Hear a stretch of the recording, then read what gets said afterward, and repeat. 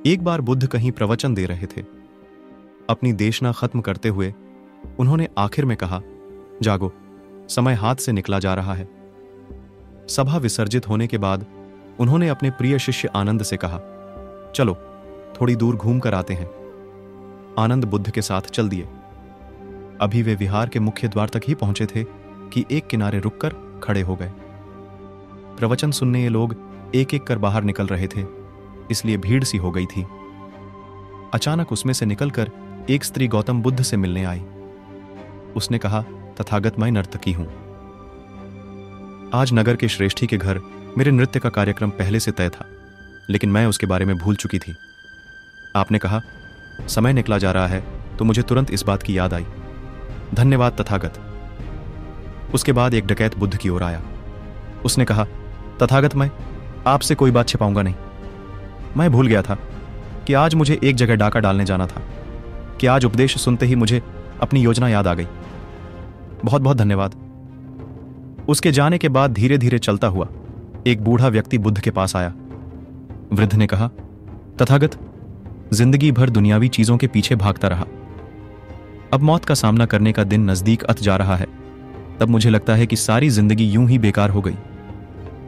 आपकी बातों से आज मेरी आंखें खुल गईं।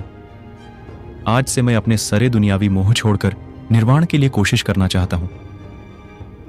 जब सब लोग चले गए तो बुद्ध ने कहा, देखो आनंद, प्रवचन मैंने एक ही दिया, लेकिन उसका हार किसी ने अलग अलग मतलब निकाला। जिसकी जितनी झोली होती है उतना ही दान वह समेत पाता है। निर्वाण प्राप्ति के लिए भी मन की झोली को उसके लायक होना होता है। इसके लिए मन का शुद्ध होना बहुत जरूरी है। बुद्ध अपने प्रवचनों में उनके शिष्यों को बहुत सी कथाएं सुनाते थे। यह कथा भी उन्हीं में से एक है। कभी किसी काल में किसी नगर में राम और श्याम नामक दो धनी व्यापारी रहते थे। वे दोनों ही अपने धन और वैभव का बड़ा प्रदर्शन करते थे। एक दिन राम अपने मित्र श्याम के घर उससे भेंट करने के लिए गया। राम ने देखा कि श्याम का घर बहुत विशाल और 3 मंजिला था। 2500 साल पहले 3 मंजिला घर होना बड़ी बात थी और उसे बनाने के लिए बहुत धन और कुशल वास्तुकार की आवश्यकता होती थी। राम ने यह भी देखा कि नगर में सभी निवासी श्याम के घर को बड़े विस्मय से देखते थे और उसकी बहुत बड़ाई करते थे। अपने घर वापसी पर राम बहुत उदास था कि श्याम के घर ने सभी का ध्यान खींच लिया था। उसने उसी वास्तुकार को बुलवाया जिसने श्याम का घर बनाया था।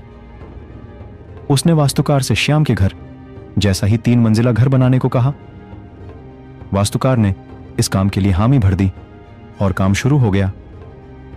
कुछ दिनों बाद राम काम का मुआयना करने के लिए निर्माण स्थल पर गया। जब उसने नींव खोदे जाने के लिए मजदूरों को गहरा गड्ढा खोदते देखा तो वास्तुकार को बुलाया और पूछा कि इतना गहरा गड्ढा क्यों खोदा जा रहा है। मैं आपके बताए अनुसार 3 मंजिला घर बनाने के लिए काम कर रहा हूं, वास्तुकार ने कहा। सबसे पहले मैं मजबूत नींव बनाऊंगा, फिर क्रमशः पहली मंजिल, दूसरी मंजिल और तीसरी मंजिल बनाऊंगा। मुझे इस सबसे कोई मतलब नहीं है, राम ने कहा। तुम सीधे ही तीसरी मंजिल बनाओ और उतनी ही ऊंची बनाओ जितनी ऊंची तुमने श्याम के लिए बनाई थी। नींव की और बाकी मंजिलों की परवाह मत करो। ऐसा तो नहीं हो सकता, वास्तुकार ने कहा। ठीक है, यदि तुम यह नहीं करोगे यानी पिरम आगे तो मैं किसी और से करवा लूंगा, राम ने नाराज होकर कहा। उस नगर में कोई भी वास्तुकार नींव के बिना वह घर नहीं बना सकता था, फलतः वह घर कभी न बन पाया। अतः किसी भी बड़े कार्य को संपन्न करने के लिए उसकी नींव सबसे मजबूत बनानी चाहिए एवं काम को योजनाबद्ध तरीके से किया जाना चाहिए।